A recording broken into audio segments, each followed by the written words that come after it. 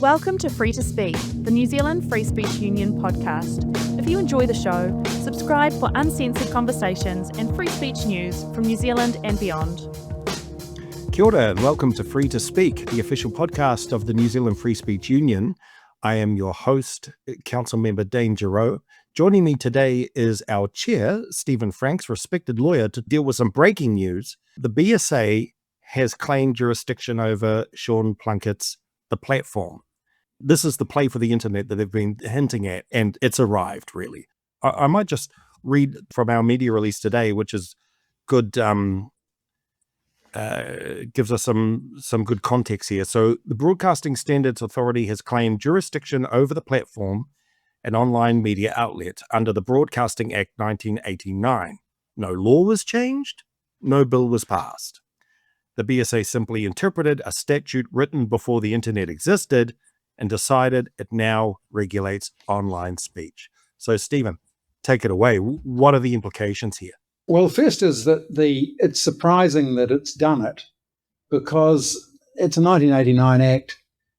It clearly did not anticipate a world where there is no rationing of broadcasting. Essentially, the justification for the Broadcasting Act's standards was people are pretty much mandatory compulsory consumers. There's a limited bandwidth. A few people have the privilege of licensing to use bandwidths, and the argument was it was a kind of commons that was being used, and the converse of the privilege was that they could not offend people. They couldn't use that platform in a way that, in the words of the Act, offend against good taste and decency, the privacy of the individual, and particularly the principle that when controversial issues of public importance are discussed, reasonable efforts are made to present significant points of view, either in the same program or in other programs within the period. In other words, that's the obligation of balance. And so public broadcasters, meaning not just the government broadcasters, they were all obliged to be balanced. Well, you have a completely different world when in the internet, people will seek out the information they want. There are highly niche, specialized providers, publishers who couldn't, even if they wanted to, present balanced content. And it's the consumer, if you want balance, or if you don't like a perspective, you go somewhere else. Consumer is now in charge of what they hear, for good or for bad. I mean, it does mean that we may no longer have a public marketplace of ideas where everyone has an idea of what others are hearing, and we can all go to work in the morning after listening to the news or a program the previous night and debate the common issues. It may be that we're much the poorer for it, but it's not the world we're in now. And the Broadcasting Standards Authority was set up for a world where it was the backstop for complaints against the breach of those standards, which are sort of quaint, even in the language. Good taste and decency. They're so plainly subjective. What you might think is decency will probably be very different from what I think of as decency, Dane. You're just even generationally, you're a couple of decades difference from me, and it's now mainstream to call for abolition of the BSA.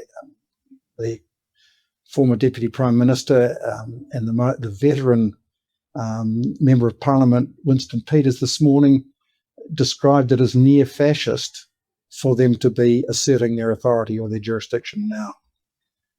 So why now? We have touched on it before in an earlier podcast, but has anything shifted in your mind as to why?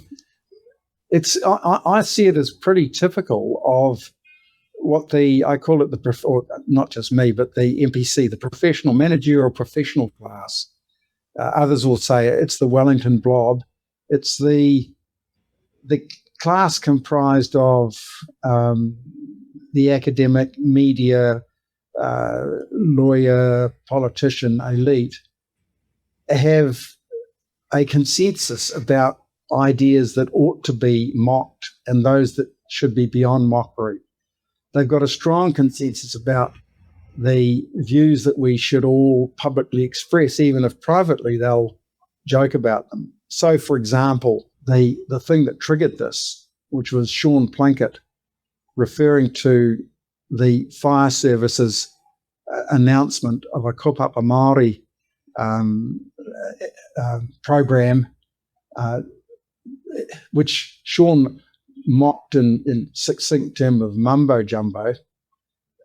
I know senior lawyers, senior judges who've used that description about tikanga, because everyone's tikanga, every iwi's tikanga is different.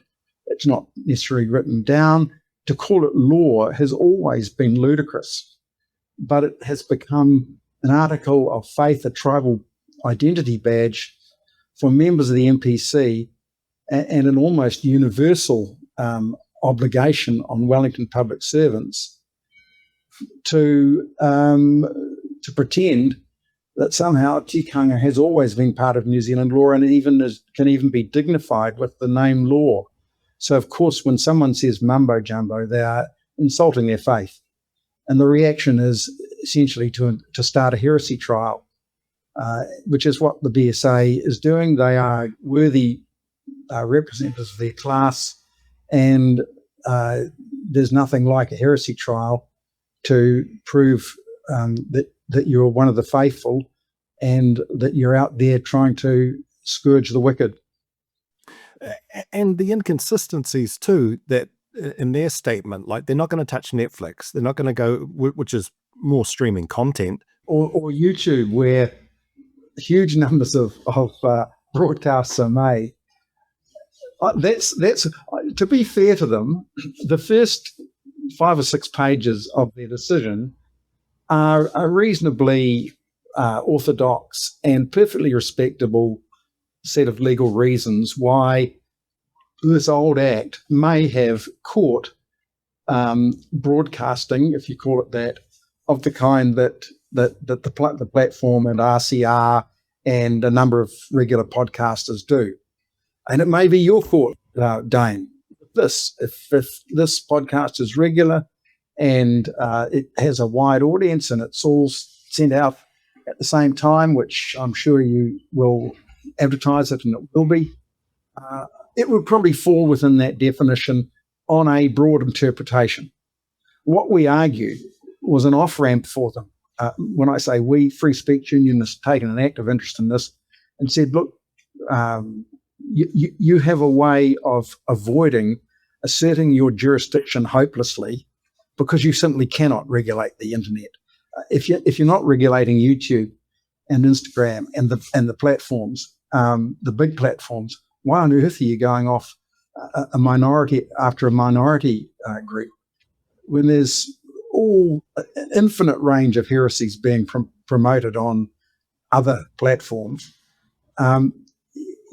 You could argue that you're obliged to, if the law does extend to cover it, you're obliged to go there, and they have argued that.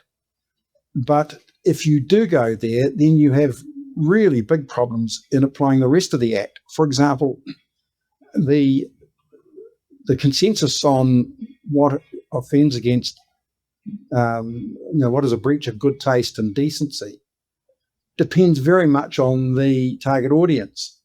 So for every potential broadcaster you want to catch, you're going to have to define their audience. How do you do that?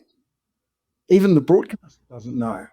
Because when they if they were looking at television, they would have taken into account if something was to screen at 9 at night or 10 at night, but they can't do that now, can they? No, not with these. And the Act had an exception which said that it didn't apply where the broadcast was on demand. And in a sense, or at least if they'd wanted to avoid being ridiculous, they could easily have recognised that when people log into the platform or RCR or any podcasts or these other broadcasters that are now caught by this assertion, it's on demand. People are actually asking for it to be sent to their device, whichever device it is that they're using. Clearly, the statute didn't intend to cover this. Sorry about that. That's all right. It's the Free Speech Union chief executive.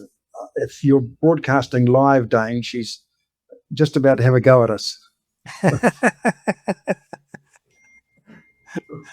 We have someone looking at our standards too, people. So there you go. Well, we may get complaints. You see, I've referred to this as mumbo jumbo several times, and I've tried to justify it. So I'm afraid you're going to be in the gun, and you could be fined $5,000. You could have a $5,000 cost award against you, and if you don't respond respectfully to the process, and it goes further, you could get a $100,000 fine for non-compliance with the order. So just be careful, Dane.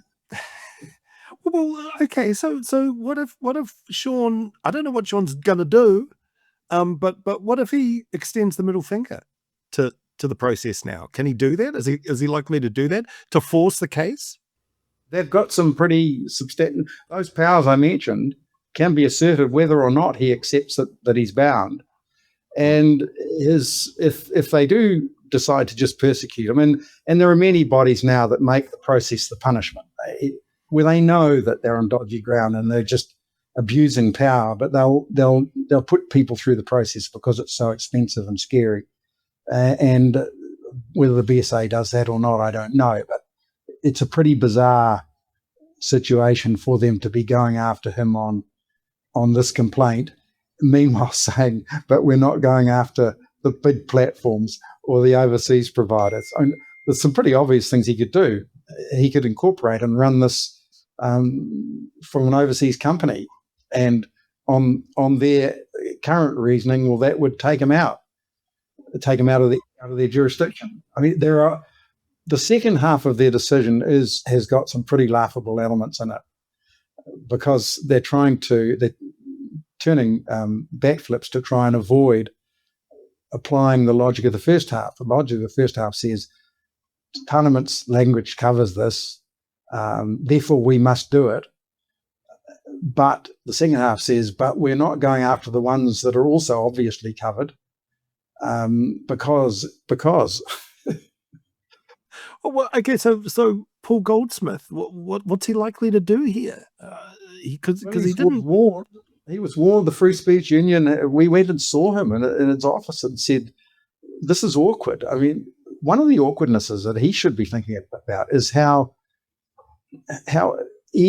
casually New Zealand could be damaged by a sidewind from Trump, because Trump has backhanded the United Kingdom and Starmer, which are much bigger and tougher targets than little New Zealand, for their attempts to censor X, to censor Elon Musk's platform. It wouldn't be beyond calculation for the US government, perhaps at the urging of Meta or one of the other platforms, to give us a whack. And it can be done in a completely unrelated area. Trump sticks up tariffs on countries that he doesn't like, and he doesn't like countries that inhibit free speech. But so Paul Goldsmith may be passive. What will we do? What are we likely to do?